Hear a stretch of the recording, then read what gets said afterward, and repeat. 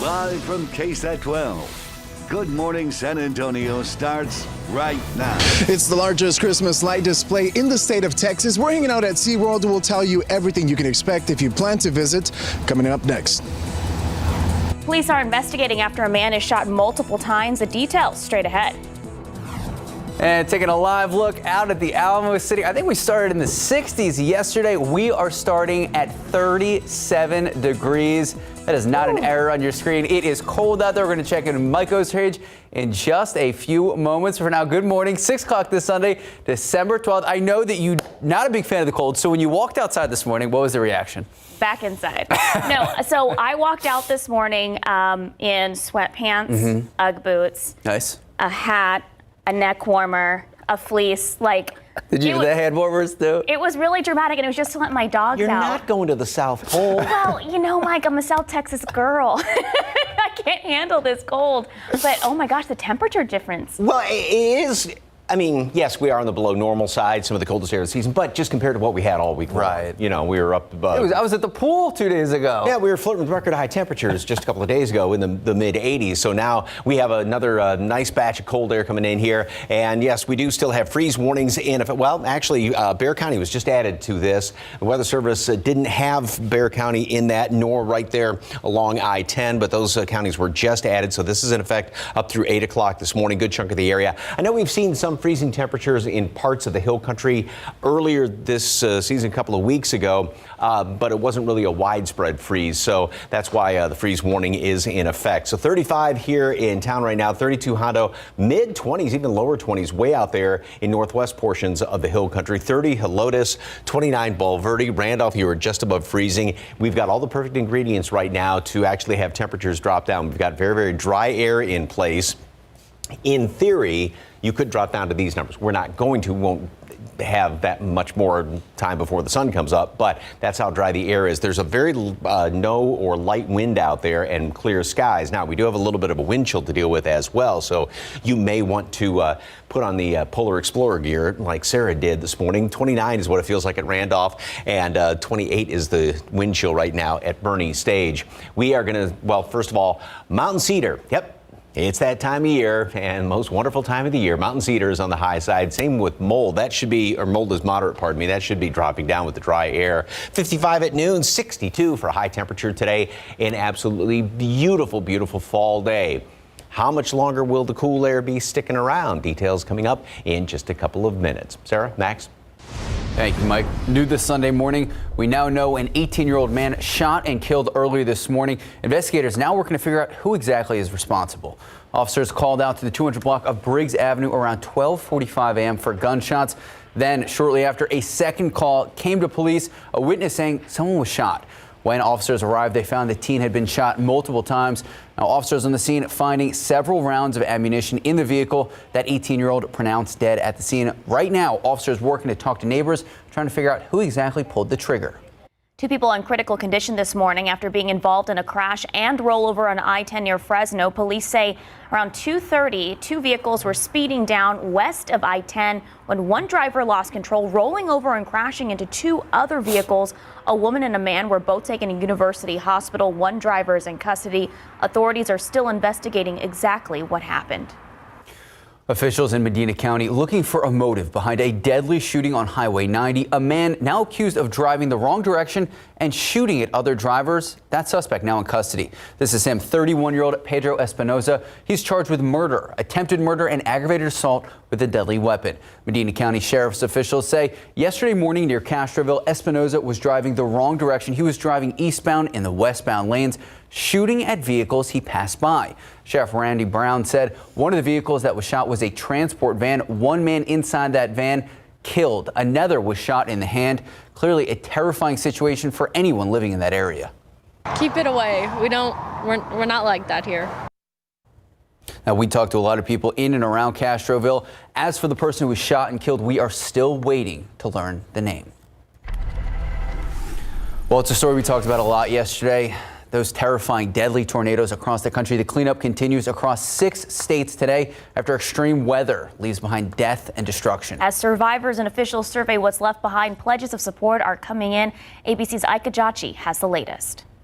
The cleanup efforts are underway after more than 20 reported tornadoes left a path of destruction across 6 states. This is likely to be one of the largest tornado outbreaks in our history. We're going to get through this. We're going to get through this together, and the federal government is not going to walk away. Much of the small town of Mayfield, Kentucky, devastated by the powerful storms. Our whole town looks just like matchsticks lying around. We have had the most extraordinary help for our first responders who are working gloriously. This was once the waiting room where Mina Smith saw patients. This is our waiting room. It's now gutted, the roof blown off her mental health clinic. This here was our upstairs office. This candle factory destroyed. 110 workers feared inside. Kiana Parsons Perez recorded this video moments after the collapse. The whole building fell. In Bowling Green, Kentucky, drone video shows the scope of the devastation after an EF3 tornado with winds up to 150 miles an hour touched down. It's just overwhelming. People have lost their homes, lost their lives. It's just no words for it. Another EF3 tornado struck this Amazon facility in Edwardsville, Illinois. Officials confirm at least 6 fatalities. There's a lot of heavy concrete and steel down inside the building. Today, I'm asking you for your thoughts and prayers for the victims and their families. In northeast Arkansas, this nursing home ripped apart, killing 1 person and leaving 5 others hurt. And several businesses were also destroyed, including this restaurant. It just took a direct hit. I mean, it's going to be a total loss. Community response has been really touching. Following President Biden's emergency declaration, Homeland Security Secretary Alejandro Mayorkas will be traveling here today with a FEMA administrator to meet Governor Beshear and assess the damage. Ike Ajachi, ABC News, Mayfield, Kentucky. In today's morning headlines, an avalanche in Washington state claims the life of 1 man and traps 5 other people. This happened yesterday in the Silver Basin area of Crystal Mountain, just southeast of Seattle. When the man in his 60s was pulled out of the snow, he wasn't breathing. Another skier performed CPR, but the man was unresponsive. The man and others were trapped. Skiers were experienced backcountry skiing. A warning against skiing in the area had been issued. Well, people in California are preparing for winter storms. Many customers picking up all the essentials before they're snowed in by the upcoming big winter storm. Still, the prospect of a white Christmas has people excited. The snow expected to bring a welcome boost to a town that relies heavily on recreational tourism. The rush now on to get homes prepped and ready for some much needed snowfall. All right, well, speaking of snowfall and Christmas, the largest light display in Texas. And if you're looking for some family fun this weekend, holiday cheer, SeaWorld has the sights and sounds you need to hear. The park is showcasing a winter wonderland with more than 9 million twinkling lights. Our Jonathan Cotto is joining us live with everything you can expect from SeaWorld's Christmas celebration. Good morning, Jonathan. You're twinkling out there as well? I sure am. Thanks to Chuck. I'm hanging out with Chuck this morning. And speaking of twinkling, we just saw a shooting star as well, so we can add that to the 9 million. It was like, what's going on? It's a sign that you need to come out. The shooting star over SeaWorld, it's a sign that you need to come out during our Christmas celebration. Chuck, 250 acres of Christmas magic, holiday spirit. You know, what can guests expect as they plan to head out to SeaWorld? Well, first and foremost, when you come out to SeaWorld, there's animals. We're an animal park. But it is the Yuletide season, so come on out here. We have all this acreage filled with millions of lights, and I mean literally millions of lights all over the place here. We have, of course, Santa Claus. We have Rudolph the Red-Nosed Reindeer from the classic television Christmas special. He is out here. We have roasting s'mores. There's sweets and treats and eats. There's even some refreshing adult beverages out here that are holiday themed. I'm just saying, you know, just saying, keep you a little warm out here. So much to do, of course, the roller coasters and the animals, and we're going to meet some animals a little bit later. Awesome, awesome. Now, Chuck, I know this is not an overnight production. How long did it take to throw up all these lights up here? It's funny you say throw up, because we often say Christmas just threw up over here. But yeah, it's quite the process. All of these trees are wrapped. There's nets all over the place. We start in about July. It takes a long time to put up 9 million lights, and kudos to the entire SeaWorld employee family, because we all helped with it. We all had a part in putting this out there. I was out there putting out nets, and it was a lot of fun, and we want folks to come out and enjoy enjoy it and make it a part of their holiday tradition. Chuck, right now, if the folks watching this, they're interested in getting tickets, where do they need to go? What are the days and times that they need to know? Lots of promotions. Go to SeaWorldSanAntonio.com and you can find out the local the current promotion that we have. We're open on Thursdays through Sundays. Actually, starting this Thursday, we're open every day from 1 until 9 until January 2nd. Chuck, thank you so much. Max, Sarah, we're going to be standing by. We're going to have some really nice, cute animals for you, so we'll see you here very soon. I love animals, especially in the early morning show. I think it was Mike Osterhage said earlier, it's lit out there. It's lit. He's cool. He is cool. It's 6:10, 37 degrees out. Well, meeting over Zoom proved to be a little too convenient for a CEO who broke usual work attire to fire close to 1,000 employees. It's a crazy story. Plus, story that we talked about a lot yesterday. You saw it live here on KSAT. His foot planted back on Earth. Michael Strahan sharing his reaction going into space. That's next.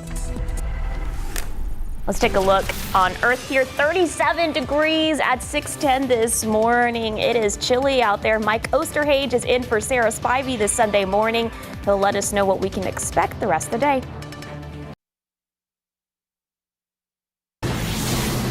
Well, you saw it right here on KSAT yesterday morning. Michael Strahan and his other crew members blasted off from a launch site in West Texas up to space. All right, so the much anticipated Blue Origin flight lasted about 10 minutes before they all safely returned back to Earth. Strahan calling the experience unbelievable, surreal. They traveled at maximum speeds. Get this, more than 2,200 miles per hour and experienced 3 minutes of zero gravity. We could actually hear some of the mic live during the launch. I think that was really cool. Yeah. So after reaching 66 miles above the Earth's surface, the team parachuted back down. Blue Origin founder Jeff Bezos greeted the crew one by one. So you and I talked about this. You would go up, but only for a live shot. I think after a couple other reporters were successfully able, it was funny because was it TJ Holmes? Yeah, TJ Holmes was hosting it. He was so nervous for Strahan yesterday, and then Sarah Spivey and I, the same way, we were holding our breath because it was exciting, but it was all like. I was just jealous, Mike. Would you go up? Oh God, yes. Yes, of course. Yes, in a heartbeat. Yes, my wife would probably have something else to say about that. But, yeah. Because when I was little, I always wanted to be an astronaut. So. Oh, you know what, though? We're not giving Mike enough credit. He coordinated his tie and the background with the tree with the weather, because 37 degrees, it feels like Christmas out. You know what? I didn't even think about that, but with the little tree cufflinks here. Look at there's that. No light back there, so I can't see. So anyway, I mean, boy, this kind of weather does get you definitely into the Christmas spirit, and it is clear. It is cold out there. If you are not a fan of the cold, then bundle up or just it's one of those mornings where it's nice if you could just kind of throw the covers back over your head. We do have, let me go back here, and wow, that map got zoomed in quite a bit. Freeze warning is in effect up until 8 o'clock this morning, and that is covering a good chunk of the area. We've got temperatures that are down in the mid-20s. Now, again, we did see some freezing temperatures about, 3-4 weeks ago, right before Thanksgiving, and it was just 1 or 2 spots here and there, so it's a little bit more widespread, and obviously we're still going to continue to cool down for the next couple of hours until the sun comes up. And there's also a slight bit of a wind chill to deal with right now, so 31 here in town. You get a little bit of a breeze. It stirs up the atmosphere. Where there's no wind, that allows the heavier, cooler air to sink down to the surface. And then we've also got some very clear skies. Yesterday, of course, we did have a few of those clouds kind of left over. And there's the very dry air upstairs in the atmosphere. It is going to be a spectacular day today. Get out and enjoy it with a jacket. The humidity is going to stay low all day long. Then it's going to start to kind of come up a little bit. Still, it's going to be comfortable. Nice start tomorrow. It's going to be on the cool side. Not as cold tomorrow morning. But then look what happens during the day tomorrow. All of a sudden, here comes the humidity, and that's going to also help out with some cloud cover. And once the humidity starts to come back in here, it is going to be sticking around all the way through most all of next week. But it's a similar situation to what we had this past week, where we started off very cold, Humidity came in here, temperatures went up, and then we had another front move on through. Here's a satellite picture right now. Obviously, there's nothing going on. Finally, that huge front, and that's the one front right there that moved off the eastern seaboard. That's the one that produced all those deadly tornadoes a couple of days ago, brought in our colder air as well. And then upstream, all of this is going to be staying pretty much up to the north of us. But we will have a lot of clouds around here this weekend as things do heat up and get a lot more humid. So at noon today, 55 degrees, so still jacket weather. You could keep a jacket handy all day long. 62, that's it. Will actually be a couple of degrees below normal. A fantastic day tomorrow. Nice start. Tomorrow's actually going to be kind of a normal day. Mid 40s, mid 60s. This morning I'm going for a 32. I think we'll touch it here in town, just barely. And then look at the difference there. Low temperatures by Tuesday morning are going to be what the high temperature is today. Staying in the 60s, a lot of humidity around here, a lot of clouds all week long. 1 or 2 little showers Thursday, Friday, and then another cold front. Timing just in time for the weekend. Different with this one, though. We are going to be seeing temperatures that will once again drop down throughout the day, but at least we get a chance at some rain by Thursday and Friday. A couple of showers here, and I mean, even Tuesday, Wednesday. A little fog, maybe a little mist in the morning, kind of, you know, those sort of mornings. But then better rain chance, it looks like, by Saturday, which would be nice to see. Thank you, Mother Ginger. Oh, For anyone, Mike is playing Mother Ginger tonight at the Nutcracker at the Tobin Well, Center. this afternoon. Oh, this It's a afternoon. matinee. That went way over my head. I was like, I have no idea. This is Ballet San Antonio last weekend and this weekend, been having the Nutcracker, and once 6th time I get to play Mother Ginger this afternoon. He's so very good. You got to put pictures up. So, okay. Yeah. Actually, there was one on the SA Live Instagram page from a couple of years ago. That's all right. You can put pictures up. Yeah. We have a long newscast. Time now, 6:19, 37 degrees out. Well, a CEO is rethinking the way he let go a large part of his workforce. The details straight ahead. And go Spurs, go. Hosting the Denver Nuggets last night. We'll tell you what happened. Good morning, welcome back, and go Spurs, go. Silver and black taking the court last night, and to the delight of fans in the stands, Keldon Johnson back in the lineup. Remember, he missed the game with a sprained ankle. Johnson getting going, knocked down his first shot, a 3 from the wing. Ankle looked pretty good here. Catch and shoot, boom, from the left. Spurs within 5. Then late in the first, Devin Vassell. Wait for it, we got one more from Keldon. Love it. Look at that, looking smooth. That Olympic practice working out pretty well. Here it is, Devin Vassell, top of the arc. Second quarter, Nuggets jumped out to a 13-point lead. Johnson nailed another 3, keeping the game within reach. Denver dropped 44 in the second quarter alone, and what we saw right there, Monte Morris hit a 3 at the buzzer. Spurs down 16 going into half, so let's go to the second half. The Nuggets came out in the third quarter determined to finish off the Spurs. Nikola Jokic, the reigning MVP, he was raining threes. Denver up 23, putting that Spurs defense to work. Jokic to Aaron Gordon. Back to Jokic, slam 20-0 run Denver. We'll go up 30. Pop puts all in fresh bodies. 4 minutes in the third. Denver would lead by 29 going to the fourth. Bryn Forbes sighting beyond the arc, and the Spurs go on a 13-0 run. Forbes get blocks, but we got to put back. Thad Young, little playground action.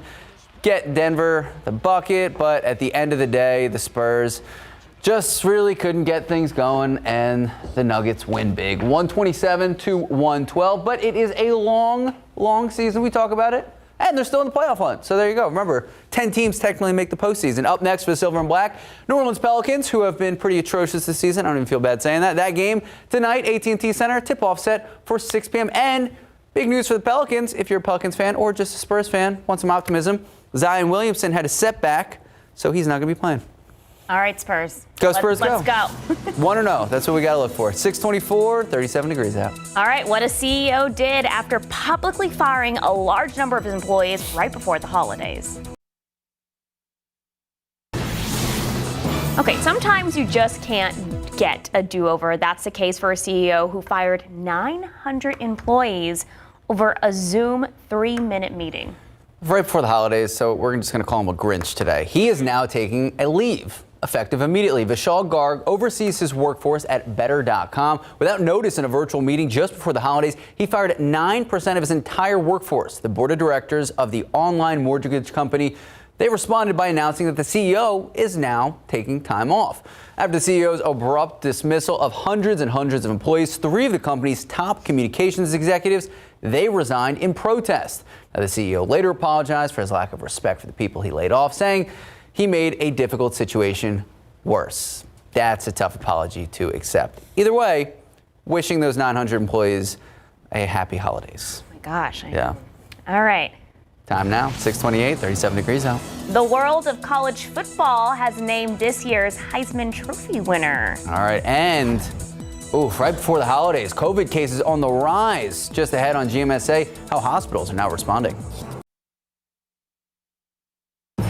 Good morning, welcome back, and happy Sunday. 6:32 this cold Sunday morning, December 12th. Thank you so much for joining us. Before we get to Mike, I want to talk about the dog that you brought in. Oh, yeah. So if you have a dog, keep them warm because I saw a stray on my street. I couldn't bear leaving it outside. Hopefully the Humane Society is taking it on a Monday, but had to bring it in to keep it warm, Mike, because it was the low 30s overnight, pets out there. Well, in the hill country, we're down in the 20s right now. Wow. And, just because, say, out at the airport, it says that it may be at 37, 36 degrees, something like that. In your backyard, it could be a lot colder. And, it doesn't have to be freezing for those animals to be suffering out there. So, yeah, tomorrow's going to be another very cold morning. It's not going to be as cold, but obviously keep an eye on the pets out there. 35 right now, dew points at 27, so very dry air. And as you can see in the background there, that we've got a beautiful sunrise in store. Great start. And then temperatures not going to be that hot today. 60 at 3 o'clock, and then we'll top off right around 62 degrees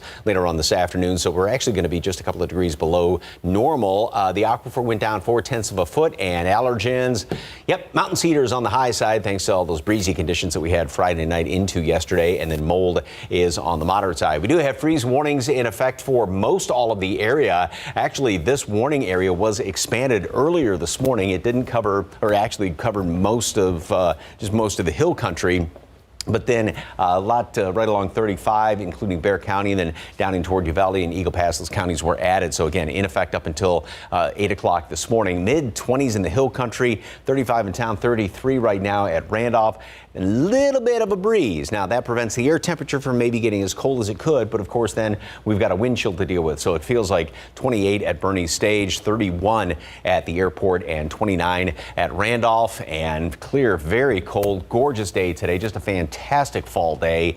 We're going to have lots of sunshine out there, low 60s. But this week, kind of a repeat of what we had last week. Remember, it was kind of cool on starting off and then heated up. Humidity came back in here. We're going to have a lot of clouds all week long. Another front then, right in time for the weekend. Looks like Friday night, early Saturday. This one looks like it will be squeezing out some rain, so that's some good news. Details on that coming up in just a couple of minutes. Sarah, Max?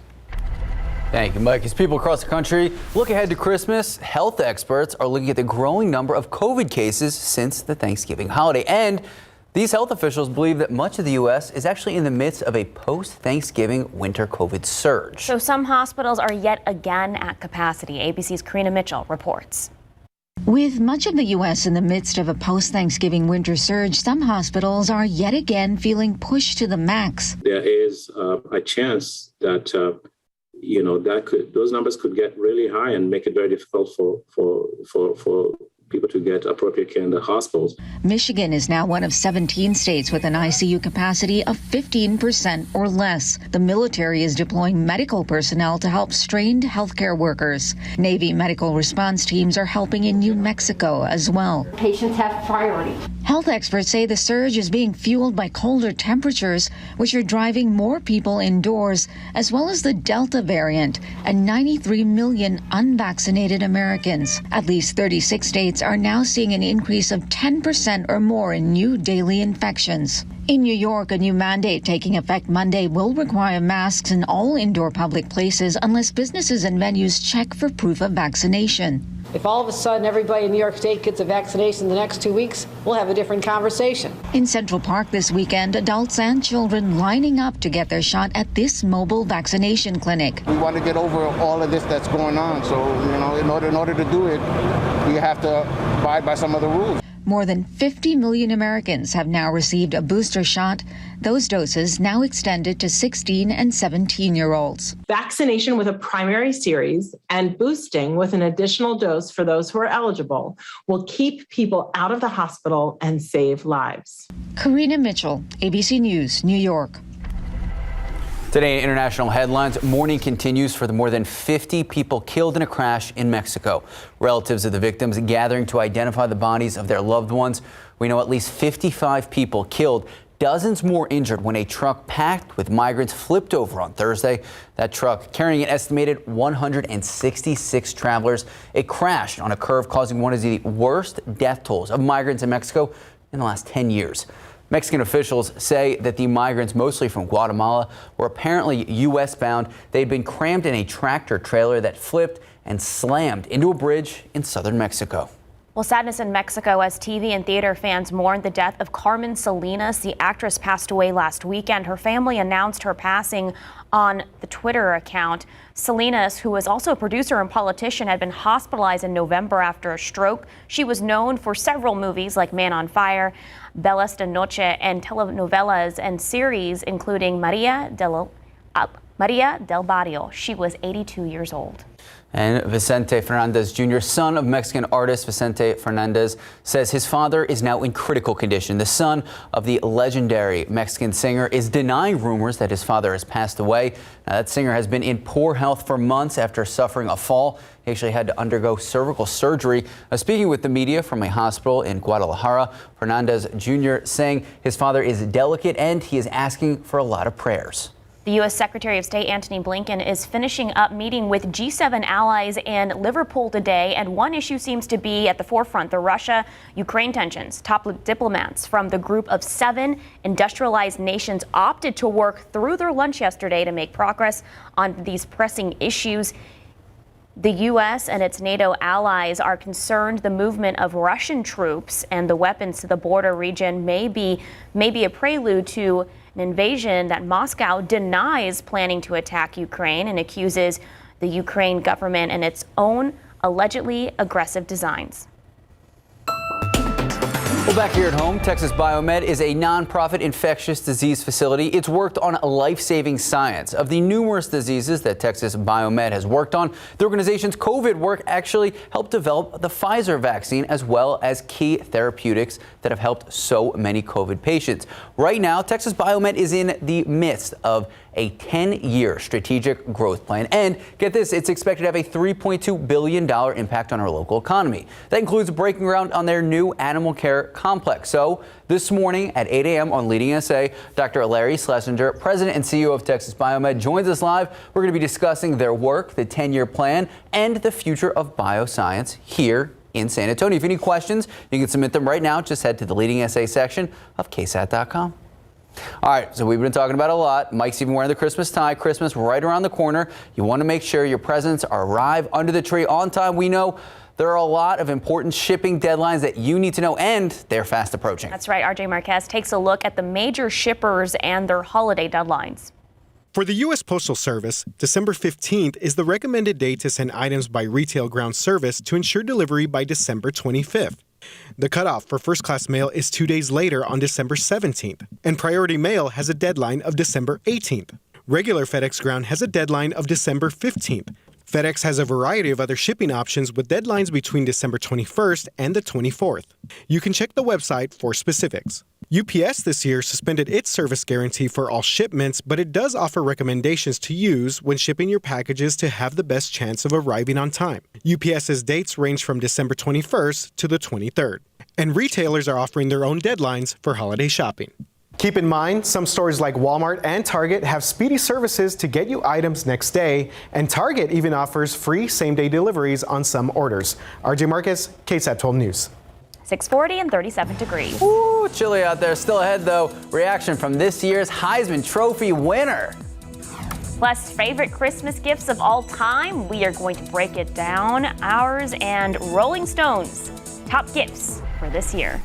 Have you gotten your Christmas gifts? I'm done. Good. Oh, look at that. That's a gift of this morning. Yeah, definitely. 37 degrees now. What does the rest of the day look like? We're going to check in with Mike Osterhage in just a bit. Good morning. welcome back. Christmas right around the corner. If you're looking for the perfect holiday photo op, SeaWorld's Christmas celebration, it's got you covered. We love photo ops, so there's plenty of family fun through the rest of the month. Our Jonathan Cotto joining us live. Good morning, Jonathan. Do you have any animals? I need to see animals. Good morning, Sarah. And you already know. And I'm hanging out here with Chuck, too, and we're going to be talking everything Christmas. Chuck, the park looks beautiful. It is indeed beautiful. Over 9 million lights. We are ready for SeaWorld's Christmas celebration. It's Thursday all the way until January 2nd, 1 to 9. You go to SeaWorldSanAntonio.com to find out about it. You know, earlier we saw a shooting star. Quite the sight. It was quite the sight. Well, this is quite the sight. This animal's name is Star. Star is a rescued bald eagle, one of the 39,000 rescued animals that SeaWorld's helped over our 50-year history. And this is my good buddy, Zach. Zach's going to tell you all about Star. Zach, Star, how is this relationship and how is it built? And tell me a little bit about her. Yeah, so Star is, like Chuck said, one of the rescued animals that lives here at SeaWorld San Antonio. When she was less than a year old, the nest that she was hatched out in actually fell out of the tree that it was in. And in that fall, she actually sustained some damage to her left eye. So because of that, she wasn't able to go back out into the wild. But luckily for us, she did come here to SeaWorld, and now we are her forever home. So we're super happy. And I am lucky enough to be one of the people that takes care of her. And just being able to be around her and learn to trust her and for her to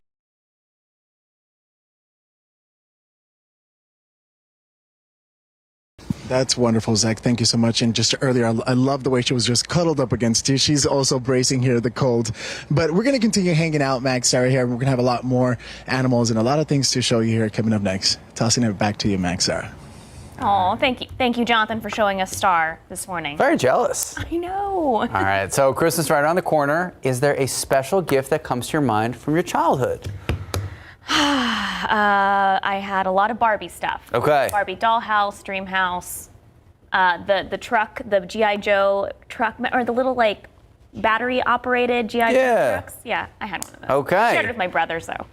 So right now on KSAT.com, you can actually share your favorite present from your childhood. We have a simple survey to fill out. Just look for the story in the holiday section under the entertainment tab. We also looked at the top gifts for 2021 from Rolling Stone magazine. Are any of these on your list? We had AirPods, no. A karaoke machine, people want to spend time together after, all the COVID lockdowns. Oh, no. A turntable, whoa. What? I know, there's a long list on here. Air purifier. An air purifier, that makes sense. An espresso machine. Yes, that's a great gift. The machine they listed was $1,500, so I don't advise that one. A washable wool blanket, and then this one for Mike Osterhage, I know he's all into the metaverse. Oculus. I don't even know. Oculus. It's like it throws you into the metaverse. Oh, well, there's a Tickle Me. Did you have one of those as a child? I definitely had an Elmo and a Barney. Barney was the man. I loved Barney. All right. Don't knock on Barney. I love Barney. Mike, do you have your Christmas tree good to go? Huh? Do you have your Christmas tree good to go and not just the one behind you? All the shopping done? Shopping's done. Okay. Yep, everything's ready to go. You were probably done like in October. You were like, well, Mike is waiting for this time of year. I wanted to kind of, beat the week of Thanksgiving and all that, and when there was good opportunity with the weather and so forth, but I wasn't allowed to turn on my lights until a little bit later on. So. That's fair. Speaking These of turning lights on the on. lights, look at this beautiful sunrise that is in store. It is going to be clear all day long, and of course, this is one of the reasons why we are so cold, because we do have those very clear skies out there. Freeze warning remains in effect for about the next hour up until 8 o'clock for most all of the area. Earlier, when this was initially issued, it just covered portions of the hill country, and then about an hour or so ago, the Weather Service added right along the I-35 corridor and even down to the southwest down there around Eagle Pass along the Rio Grande Valley. So temperatures, mid-20s. These are actual air temperatures and much, much colder. Now, we did hit freezing in, just a couple little spots a few weeks ago right before Thanksgiving, but now it's more of a widespread freeze, and that's the reason why we do have the freeze warnings out there for portions of the hill country. 35 Port SA, 33 Randolph, so your backyard, you may well be freezing. Same thing in New Braunfels. And we do have a little bit of a wind chill to deal with right now. with the just a puff of a breeze out there, which, you know, if you had completely calm air out there, no wind, then you really start to drop down. But the wind keeps the air circulated, so it doesn't allow the heavier, cooler air to really sink down to the surface. But we do have pretty much classic radiational cooling situation. Clear skies, light wind or no wind, and very, very dry air. Dew points are down in the 20s around here. And these numbers have dropped about now. Right before, this is about the time the front moved through here, so just last hour, and as you can see down there around Beeville, 40-degree temperature difference in the dew point temperature compared to this time yesterday. So that's as the front was working its way on through at this time yesterday. Yesterday also, right before the front moved through, this was when we hit our high temperature in the overnight hours, and so this is a little bit of a deceiving graphic, but in the hill country, only 60s, so the front had already moved on through there. Today, we are only going to be in the low to mid 60s around the area, and actually a couple of notches below the normal high temperature, which is right around mid 60s, and dew points, which remain very low, then are going to really come back into the picture. And so what that will do, a couple of different things. Obviously, it's going to be on the muggier side this week, but you can't drop down below what these numbers are. So we're going to be seeing low temperatures later on in the week that are going to be what the high temperature is today, right around the low 60s. As far as any clouds around here, nothing today, but the clouds are going to definitely work their way back in. I think we'll have just a couple of them starting off tomorrow, but then more throughout the afternoon. And not going to be seeing any just like beautiful sunshiny across the board days coming up this week. And also with all that extra moisture around here, we may actually see some mist and fog in the mornings, especially Tuesday, then Wednesday. A couple of sprinkles are possible Thursday, maybe Friday as well. Then another front's going to work its way on in here, and that's going to pull in not only colder air, but also that chance for some rain. Yes, way far northwest of the hill country, there's the possibility of a little bit of mixed precipitation, but that's way out of our vicinity, and that would be late Friday night into Saturday, and then that chance of rain perhaps will continue even into next Sunday. Obviously still a week away. Things can change obviously between now and then. 55 at noon, sunny skies, just a beautiful, beautiful day today, and a high temperature up to 62. Enjoy it. Might want to keep a jacket handy. And then tomorrow, it's going to be another cold start, not as cold, 43, more of a normal reading, and then up to 65, but then a lot of clouds around here. Look at the big difference then, just Monday into Tuesday. I mean, low temperatures basically won't go anywhere Monday night into Tuesday. We stay in the 60s, up to 76, upper 70s the rest of the week. Clouds, humidity, front Friday, Saturday. Hopefully it brings some rain. That's would be the best news with that. All right, Mike Osterhage, thank you so much. Time now, 6:51, 37 degrees out. All right, we can find out who won the Heisman last night when we come back. Good morning, welcome back. Big announcement last night. This year's Heisman Trophy winner, Alabama quarterback Bryce Young. Young, overwhelming favorite among the 4 finalists who invited to New York for the 87th Heisman Trophy ceremony. We also had the Michigan defensive end, Aiden Hutchinson, Pittsburgh quarterback Kenny Pickett, and Ohio State quarterback C.J. Stroud. Now, Bryce Young was a favorite to start the season, but he really took off in that game against Georgia. 461 yards, 421 of them in the air. Mike's shaking his head because it was one of the best games of the season. Bama was an underdog. He killed it. He had more than 4,300 yards, 43 touchdowns, and Alabama in the playoff, 12-1 record. So there you go. And he's super young. He's only a sophomore. Wow, congratulations. Congratulations. Obviously, thanked everyone and his mom and dad. And that is Mike whistling. Yes. 6:55, 37 degrees out. Thank you, Mike. All right, come. In the news you need to know before you go, police investigating who is responsible for the death of an 18-year-old man. This is what we know right now. Officers calling out to the 200 block of Briggs Avenue around 12:45 this morning for gunshots. When they arrived, they found the teen had been shot and killed, pronounced dead on the scene. Investigators working to figure out who pulled the trigger. 2 people are in critical condition this morning after being involved in a crash and rollover on I-10 near Fresno. Police say 2 vehicles were speeding down west of I-10 when one driver lost control, rolling over and crashing into 2 other vehicles. A woman and man were both taken to University Hospital. One driver is in custody. It's cold out there. Freeze warnings for most of the area through 8 o'clock. And then it's going to be a beautiful day. We'll almost double our temperature, but that gets us up into the low 60s. Fantastic. Plenty of sunshine out there today. Enjoy it. But yeah, bundle up. If you're heading out to early church services, you will definitely need a heavy coat. It is gorgeous out there. It's not going to last all week, though, because it's going to be like last week where we start off on the chilly side and then humidity comes back in here, very warm temperatures. Hopefully we get some rain coming in here maybe by the end of next week. But let's just enjoy today because it's so nice out there. 36. It's crazy because a couple of days I was out of the pool. It was 80 and sunny. Yeah, we were flirting about 85, 50-degree temperature difference basically between a couple of days ago for the high and the low this morning. All right, Mike Osterhage. We'll see you back here, 8 a.m. See you at 8. Live from KSAT 12. Good Morning San Antonio starts right now. A terrifying rollover crash on I-10 involving multiple vehicles. What police say was a big factor in the crash. And we had a major change in the weather overnight. Yeah, that's 34 degrees that you're looking at in San Antonio. Mike will explain this change in just a bit. So for now, good morning. 8 o'clock this Sunday, December 12th. Thank you so much for starting your morning with us, starting your Sunday with us. So it's funny, a couple days ago, out by the pool, it was like 84 degrees out there. That was on Thursday? Yeah, we were talking about possibly record-breaking heat. And then this morning, please describe for the viewers what you were wearing walking your dogs. I had 2 hats on, a neck warmer. You gotta keep your neck warm. Got the neck warmer. Don't underestimate a hat and a neck warmer, a fleece. Ugg boots, sweatpants. I know I'm being dramatic, Mike Osterhage. Justin Horn always calls me dramatic. You are never over dramatic, Sarah. Thank you. No. Well, I mean, temperatures in the hill country. First of all, look at this beautiful view out there right now. Great way to start the day. Temperatures in the hill country, yeah, mid-20s. That's not over dramatic. That's just downright frigid cold. 25 right now at Comfort, 36 in town. So we've warmed up a couple of notches. Officially, we hit 34 here in town. So we didn't quite hit freezing, but obviously Helotes well below freezing, Bulverde well below freezing, and Randolph, you were hanging around 33 for a while. So in your neighborhood and your backyard, you may have gotten down below freezing this morning. And then we do have a slight bit of a wind chill in places. There's just been a hint of a breeze out there this morning, but obviously clear skies, very dry air. Mountain Cedars on the high side.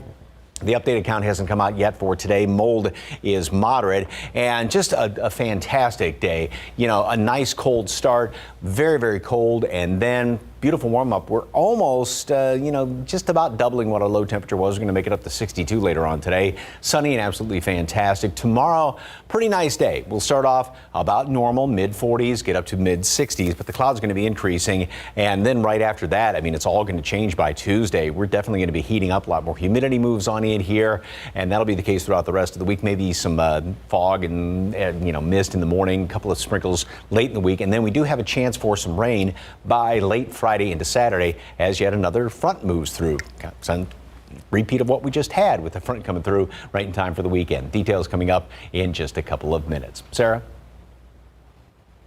Mike, well, new this morning, a man found shot to death in his vehicle overnight is leaving investigators with a lot of unanswered questions. Just before 1 a.m., police received calls for a shooting on Briggs Avenue. That's on the southwest side, not too far from South San High School and Southwest Military Drive. When police arrived at the scene, they found a man in his vehicle, shot several times. Right now, police have no further information or any idea who they're looking for. They're hoping neighbors can give them information. And another big story from overnight, a major terrifying rollover crash on I-10 near Fresno.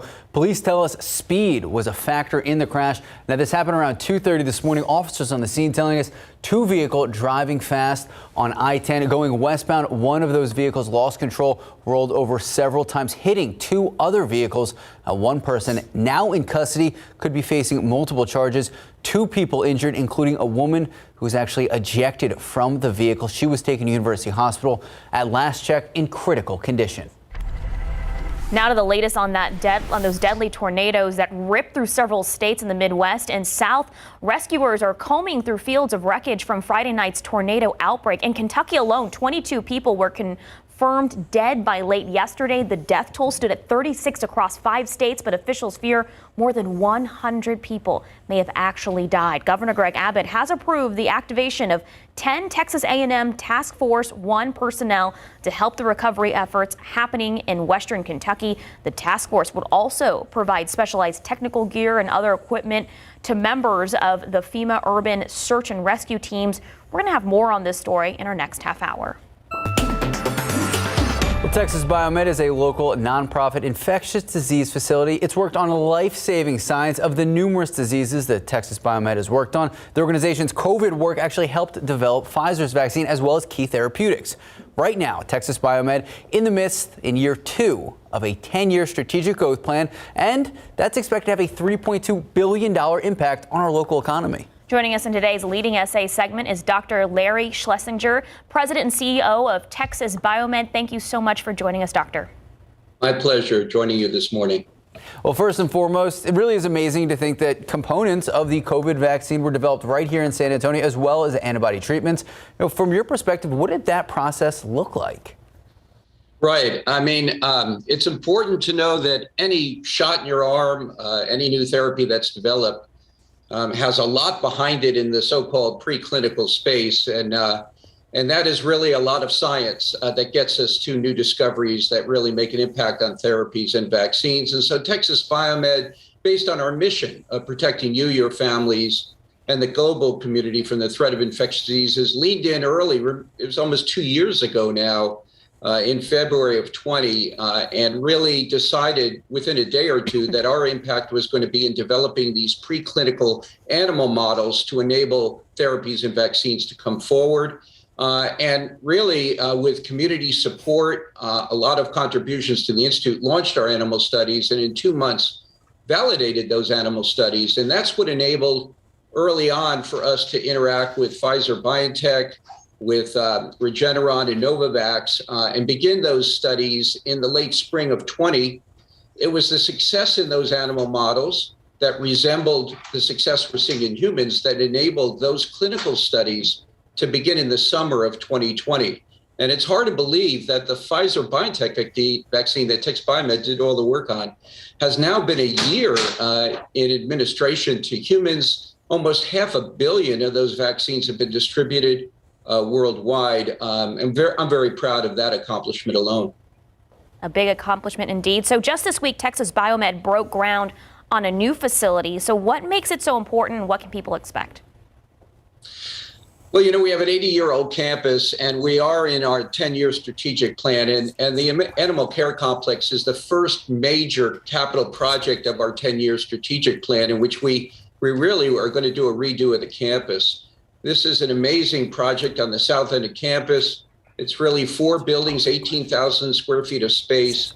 And it's going to enable us to greatly expand what is a national and global shortage, and that is non-human primates that help us get to new therapies and vaccines. We'll be able to house almost 1,000 new primates. We'll also have a new veterinary hospital where really our 150 employees, our veterinarians, our behavioralists, our vet techs, our animal caretakers can come together and deliver state-of-the-art humane care of those animals as we work with them to achieve great discovery that helps humans. This is going to be 4 buildings, and it was launched by actually a federal grant from Economic Development Administration, and then generous donations by donors in the community, as well as institutional resources that enable us to build this building. This is really just the start of several of our capital projects. Stay tuned. Our Central Research Building, which will be our new front door building, is really what we're developing resources for now. So, these are game-changing opportunities for the Institute in San Antonio.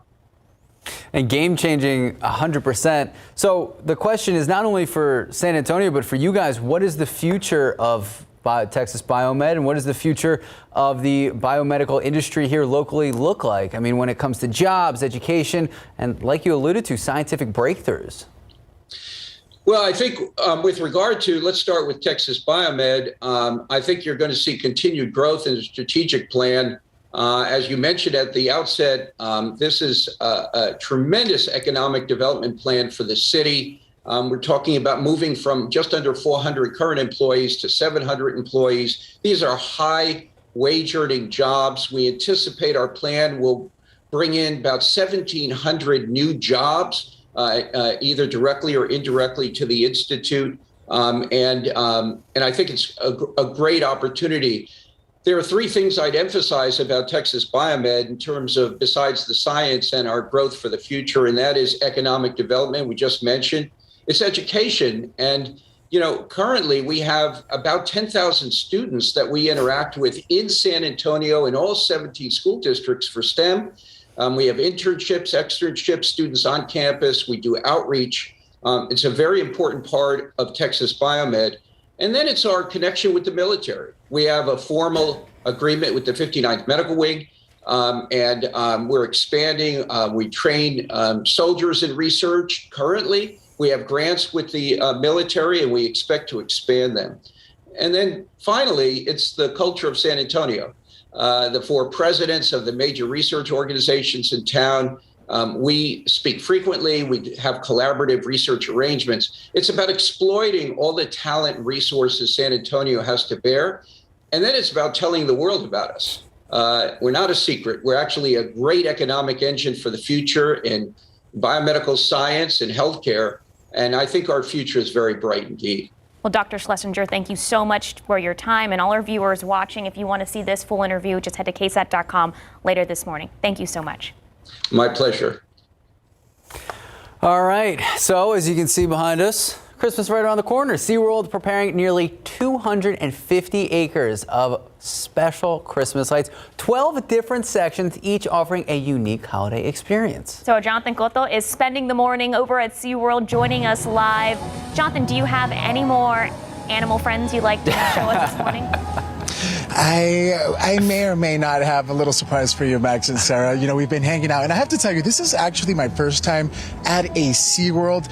Chuck, we just took a tour. It was lovely. There's going to be lots to see here for guests that are going to be coming out to SeaWorld. For our Christmas celebration, 9 million lights, Santa Claus, Rudolph the Red-Nosed Reindeer, and of course animals. You can give the gift of SeaWorld to one of your friends or family members. Come on out here. And speaking of gifts, my new friend, I brought you a gift, a Christmas gift. I can't wait to open it. Look at here. Look. Ho, ho, ho, Merry Christmas. This is Nura. She's a Bennett's Wallaby, along with my friend Weston. Weston, our animal care specialist. Tell them about it. Weston, who do we have here? I have the opportunity to introduce you to Nura, and she is a Bennett's Wallaby, native to Australia, and believe it or not, she is 15 years old. She's such a cutie. Just tell me a little bit of what she snacks on. So she's known as a grazer, so she eats a lot of grass, greenery, vegetation that you would find on the ground. And let's see if we can get a good look at her on the ground. It's interesting, when you come out to SeaWorld, you help conservation projects that help animals like Nura. One of the biggest threats that all animals have is habitat destruction. You come out to SeaWorld, your admission price actually helps to go to conservation efforts all around the world. So come to SeaWorld, have some fun, and help some animals. Well, there you have it, folks. Look at this beautiful creature. We're going to continue to hang out here at SeaWorld. We'll see you here in the next half hour. Max, Sarah? That is fantastic. He's had a great day. We have a bald eagle, we have a kangaroo. No, wallaby. Wallaby, sorry. Nura. Time now, 8:12, 38 degrees out. All right, we're going to take a look outside. 38 degrees. Mike will have our Sunday forecast when we come back. Good morning, welcome back, and happy Sunday. We've been joking through the morning that Mike is Father Christmas because he's got the Christmas tree tie, the cufflinks, he has the literal tree, and the mug. He's just, our Christmas... Bring Christmas cheer. Yeah, our Hallmark movie watcher, our mother Ginger at the Nutcracker. Every day is a Christmas tie. The guy loves Christmas, and I don't blame you, Mike.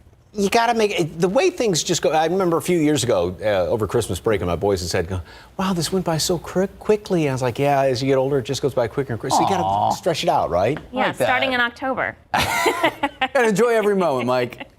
Or just leave the lights up all year. Right now, my wife is probably going, ew. It's like there's something in the force over there when I said that. So anyway, still below freezing up there in Kerrville, 36 here in town, 37 in New Braunfels. And the air is very, very dry. That combined with the fact that we have clear skies and light wind is why temperatures got so cold this morning. Officially down to 34 here in town. So we haven't hit freezing as of yet, but good hard freeze in portions of the hill country. And again, one of the main reasons were these numbers, the dew point temperatures. which have been, way down there. We had teens and still have teens up there in Comfort, which is some of the driest air sometimes when we get teens around here for dew point temperatures. So that's dry air does not hold the heat in very well, but then it heats up rather quickly. So we're going to be gaining 25, 30 degrees throughout the course of the day. It's just going to be a fantastic day.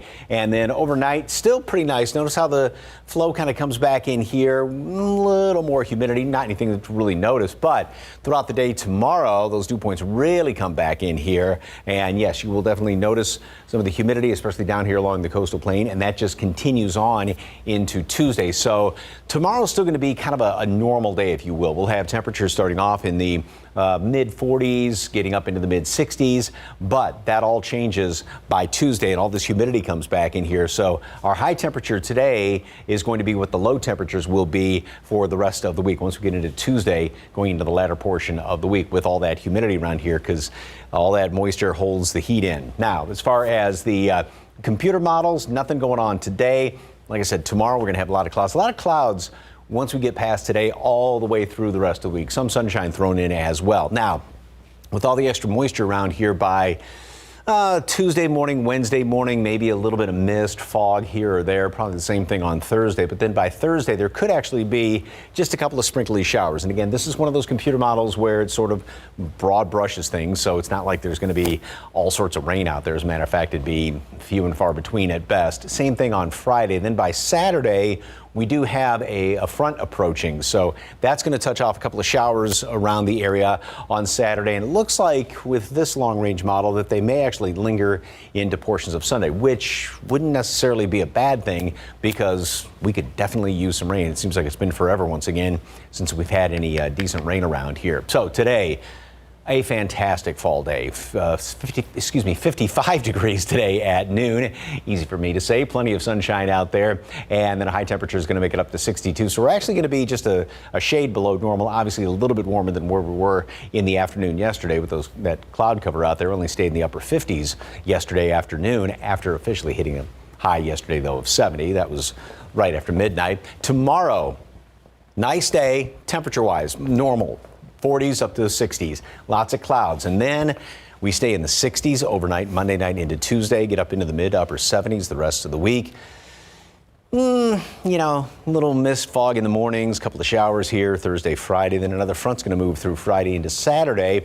Looks like it's going to be another one of those sort of upside down days where the high temperature is going to be just after midnight. And then we cool down through the day and hopefully some rain by next weekend. All right, Mike Osterhage, thanks so much. Sure.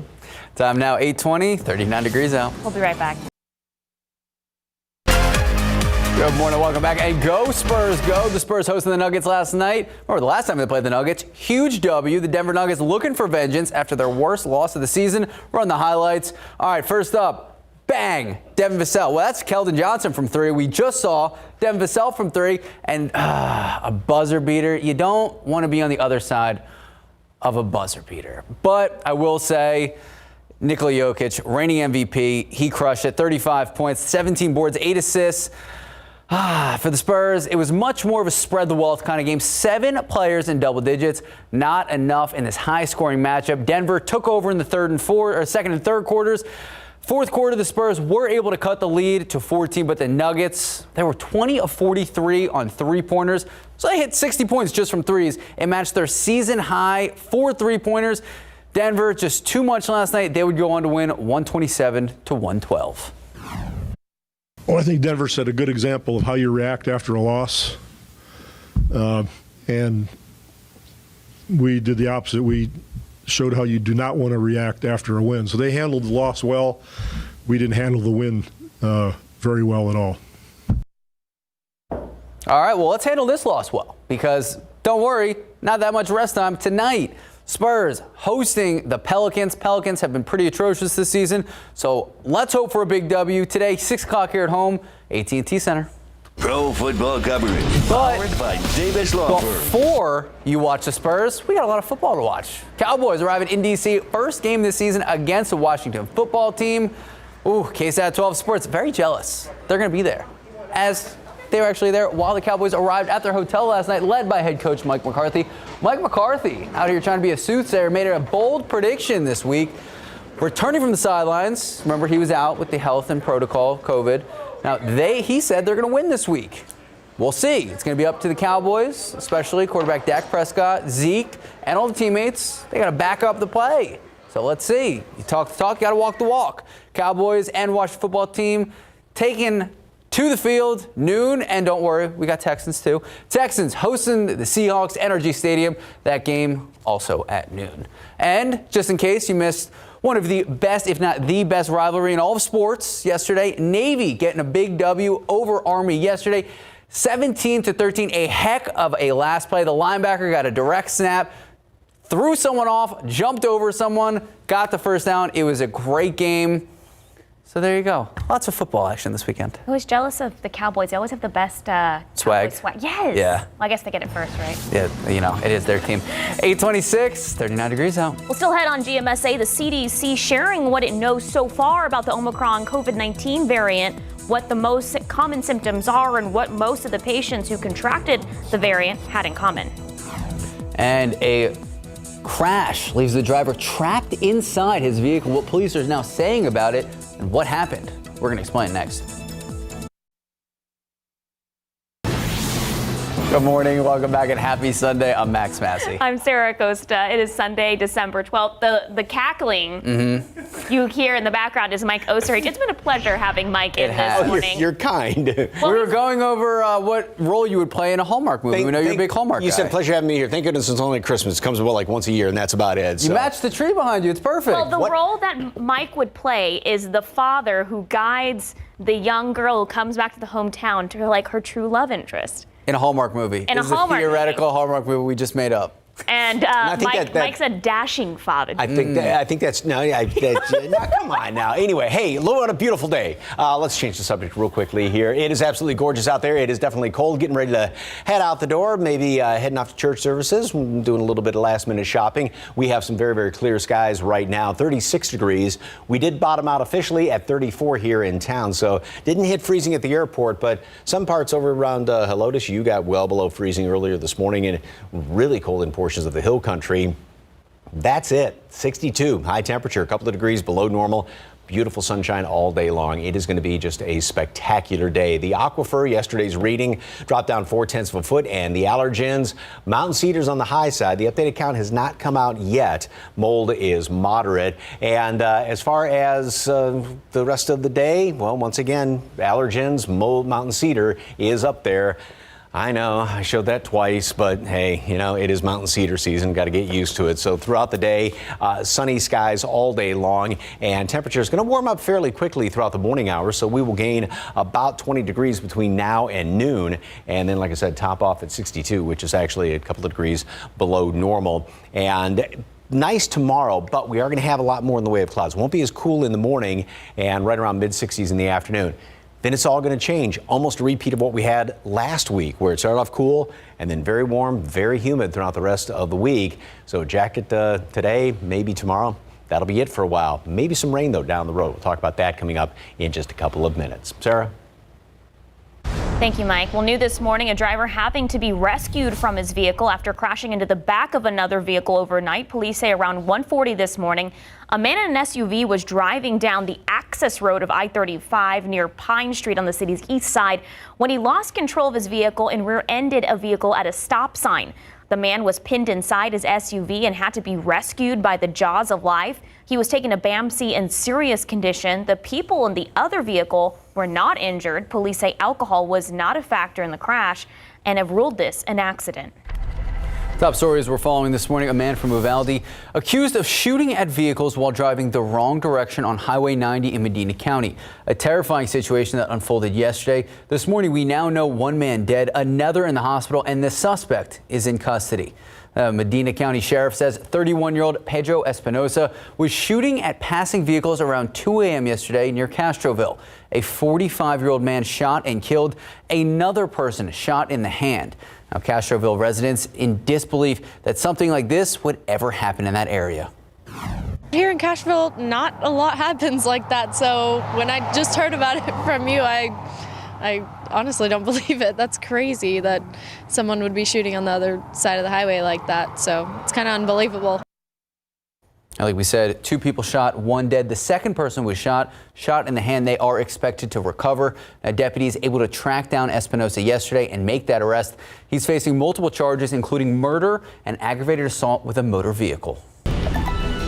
2 local leaders kicking off their campaigns yesterday for their bids and new elected roles. Former Councilwoman Rebecca Villagran is looking to get a seat in D.C. She's running for the 35th Congressional District, currently held by Lloyd Doggett. And former District Court Judge Peter Sakai has thrown his name into the hat in the ring for Bexar County Judge after longtime County Judge Nelson Wolff announced he is not running for re-election.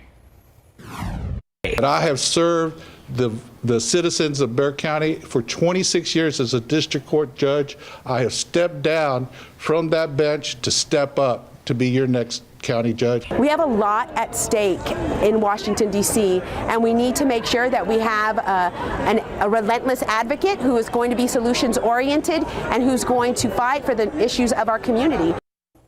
The primary elections will be in March and the general election will be in November. The deadline for other candidates to run is tomorrow. All right, so far in the running for Bexar County Judge, besides Judge Peter Sakai, former District 124 Representative Ina Minjarez, and the former Chief of Staff for the Mayor. In the 35th Congressional District race, Rebecca Villagran, Austin City Councilman Greg Casar, and State Representative Eddie Rodriguez. In your morning headlines, search and rescue crews going through the rubble left behind from those deadly tornadoes that ripped through the Midwest. That's right. At Bowling Green, Kentucky, one of the hardest areas hit. ABC's Victor Oquendo is there and shows us how the community is coming together to help each other get through this devastating time. This morning in Bowling Green, Kentucky's Jennings Creek neighborhood, the agonizing cleanup is underway. The entire top floor of Jada Guantane's home was blown away. We were actually at the front door, because I was watching the wind get gradually stronger, and I felt like a freight train. Down the street, Bailey Lambert huddled with her parents as an EF3 touched down. I thought I was going to die. Winds up to 150 miles per hour, ripping across streets, splintering homes, and overturning vehicles. We met this team going door to door, assessing the damage. It's just overwhelming. People have lost their homes, lost their lives. At least 11 people in Bowling Green are now dead. We haven't seen a disaster of loss of life at this nature or at this caliber in our entire life of Bowling Green. This massive system, at least 27 reported tornadoes across 8 states. In Illinois, this Amazon distribution warehouse bearing the brunt of an EF3, causing extensive damage. At least 6 killed in the collapse. A nursing home in Arkansas caught in the deadly storm too. At least 20 people trapped inside, leaving 1 dead. Our station, WATN, spoke to one of the first responders who helped carry residents out. That was a rough one when you have elderly people, probably 90% immobile, trying their best to get out of the nursing home, and they can't. They're helpless. They're stuck. Back in Bowling Green, as residents pick up the pieces, they're not alone. Here's how the community is coming together in Bowling Green. Everything you see around me has been donated. Take a look down that hallway. There's food and water there, and the donations keep coming in. And for those families who have been displaced, the Red Cross is providing shelter. And that was Victor Oquendo reporting. In other news, new polls show President Biden's approval rating is sinking. The president is facing significant skepticism from Americans across a range of major issues, including new lows for his handling of crime, gun violence, and the economic recovery. As the White House confronts rising and widespread concerns about inflation, most Americans are especially disappointed on how the Biden administration is managing the issue. The CDC is sharing what it knows about U.S. cases of the Omicron COVID-19 variant. According to them, of the 43 cases known in the country, most of the patients suffered mild symptoms. The most common symptoms were cough, fatigue, congestion, or runny nose, and most of the patients were vaccinated.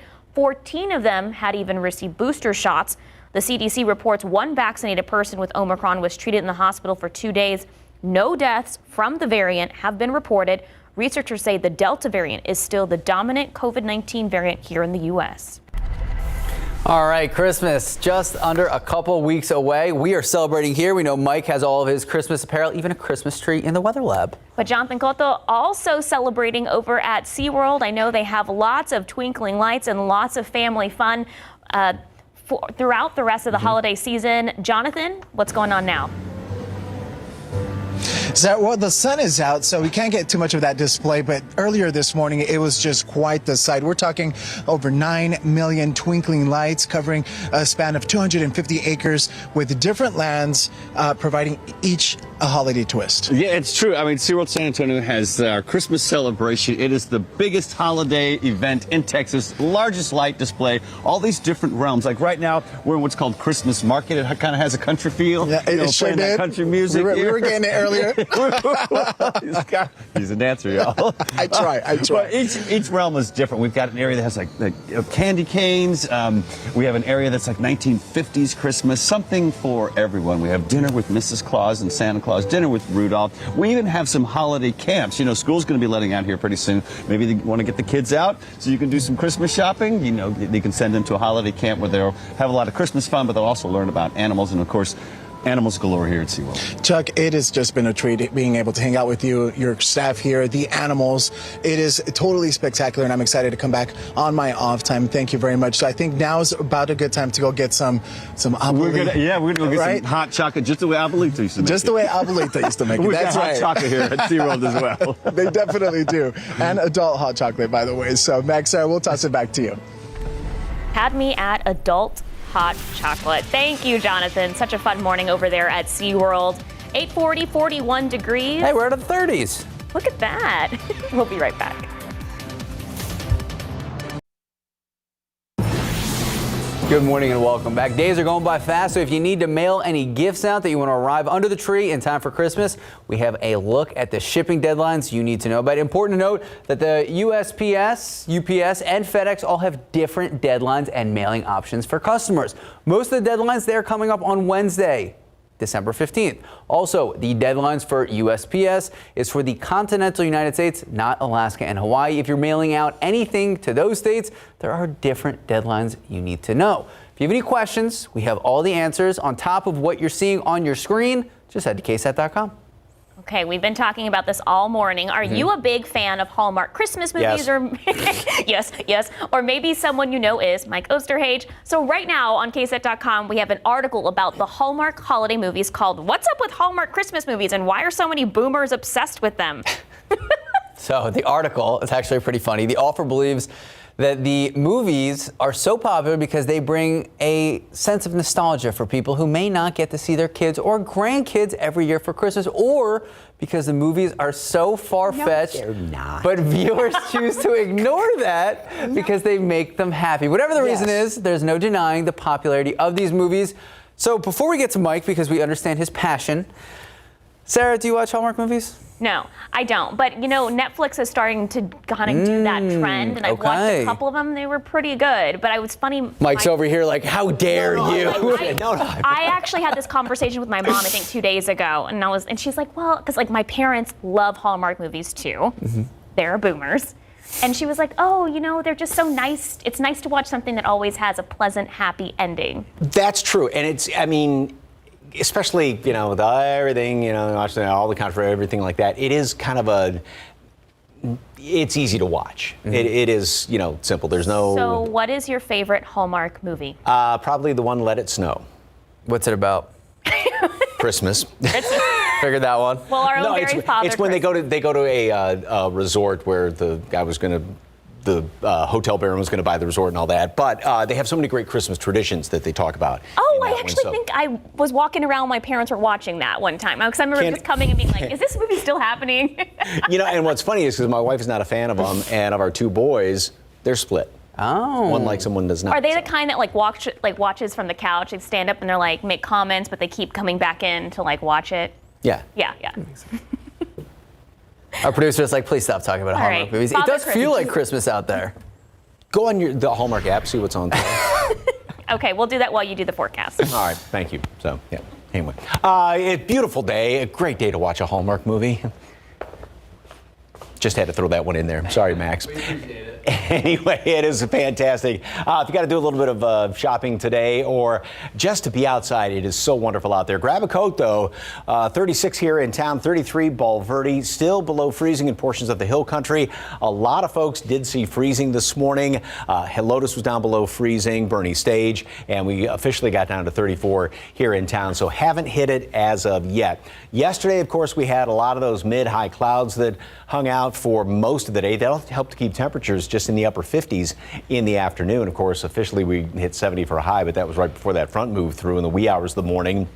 But now we've got really dry air upstairs in the atmosphere. So not only dry air here at the surface, but upstairs. And that's why we have all the sunshine, those beautiful, beautiful blue skies out there where you see this darker shade of gray and even that kind of tannish, brownish shade there.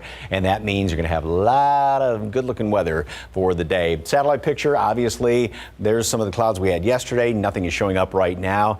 And around the country, I've got some higher elevations, snow out there to the northwest of us. Another big trough is trying to develop out there to the west. Off to the east, that is the line of rain. That's along the front that produced those deadly tornadoes a couple of days ago and then brought us the colder air that moved on in here late Friday night, early yesterday. And around the country, a good chunk of the country, well, with the exception of Florida, has some late fall kind of wintry temperatures right now. It is as cold in parts of the hill country as it is all the way up there, International Falls, Minneapolis, and Cut Bank. At 31 degrees. Actually, that's a little bit warm. So here's what's going on. We've got this now zonal pattern. What we have not been seeing in the past few times when fronts have moved through are these upper level wind lines coming straight down out of Canada. Then you've got the really thick layers of cold air. So it's a very shallow layer of cold air. Yes, it is pretty chilly out there, but that means it doesn't last very long. So we keep this kind of zonal pattern, and then it starts to become more southwesterly. And so what that means is it's going to be a lot like most of last week was. It's going to be very warm, very humid. We're going to have a lot of clouds around here. We'll probably have some mist and drizzle really starting Tuesday morning, Wednesday, and then maybe a little sprinkly shower or two by Thursday and or Friday. But this high, when it's parked in the Gulf like that, keeps us in this sort of configuration. Once we get into late Friday and Saturday, there is a front that's going to be moving through here. But notice how, once again, you don't see the upper level wind lines coming down. So it's a really shallow front. So what this means is that low is going to keep a lot of clouds around here, pump in a lot of moisture, and also at least give us some rain chances. So that's a good thing with this pattern coming up as it looks right now going into next weekend. So for today, just a wonderful day. 55 degrees and as nice as a Hallmark movie. Sunny skies. They're laughing there behind the camera. 62 for a high temperature and lots of sunshine out there, very dry air. And then tomorrow, we're going to be closer to normal readings, 43, 65 for the low and the high, respectively. A lot of clouds move in. We'll start off with clearer skies, lots of clouds throughout the afternoon. And then look at that, upper 70s for high temperatures, mid 60s for low temperatures. Another front late Friday, Saturday. Hopefully some rain with this one, though. And Mike, I have your Hallmark movies for tonight. Sister Swap, a hometown holiday, followed by a Sister Swap, Christmas in the City. Okay. And a Royal Queen's Christmas. That's your lineup for tonight. Kimberly Williams and Ashley Williams that are in the Sister Swap are the actual... it's just about 8:51, 42 degrees out. All right, let's take a look at some birthdays. Thank you, Mike. This is Robbie. He's 2 years old. Happy birthday, Robbie. And your Hallmark lover. Up, we have Kimberly. Happy birthday, Kimberly. Celebrate her birthday on Wednesday. Remember to keep sending your birthday pictures in. Birthdays, KSAT.com. Remember to include a name and an age. We'll be right back. In the news you need to know before you go, a major rollover overnight on I-10 near Fresno, and police believe speed was a factor in the crash. Officials say 2 vehicles were driving fast on I-10 going westbound when one vehicle lost control and rolled over several times, hitting 2 other vehicles. One person was taken into custody and could be facing charges. 2 other people were injured, including a woman who was ejected from that vehicle. She was taken to University Hospital in critical condition. And we are already up to 45 degrees out there at the airport right now. So we're warming up really, really quickly. We had bottomed out at 34 earlier this morning and didn't quite hit freezing officially, but a lot of folks were very cold, still in the 20s, still below freezing in parts of the hill country. Got down in the mid 20s in parts of the hill country. And we're going to make it up to 62 today, a spectacular day. And look at that. It goes from one extreme to the other, where it's back to springtime conditions, late summer almost, and mid to upper 70s. Lots of clouds this upcoming week, and then another front late Friday into Saturday, and some rain. Before we go, Mike, I do want to give you a shout out because you're playing Mother Ginger for the Nutcracker at the Tobin Center at what time? 2 o'clock. And if you can find tickets, because a lot of folks have been going last weekend, this weekend too, but Ballet San Antonio. So you're just that good. It is a privilege once again. So have a great day. Have a good Sunday.